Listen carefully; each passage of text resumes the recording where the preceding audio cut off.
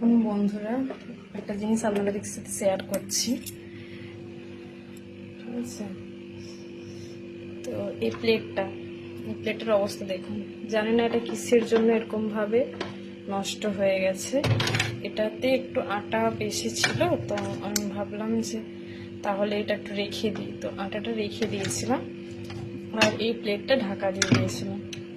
তো উঠে দেখছি যে মানে ফ্রিজটা খুলেই দেখছি এই অবস্থা।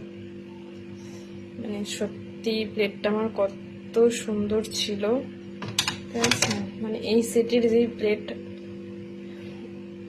এর থেকে মানে একটা কমে গেল আর কি, এই জন্য মনটা খারাপ লাগছে। প্লেটটা কিভাবে মানে কিসের জন্য আমি বুঝতেই পারছি না, কি আর করা যাবে। তো জানি না এটা কিসের জন্য হলো, ফার্স্ট টাইম আমার সাথে এটা হলো।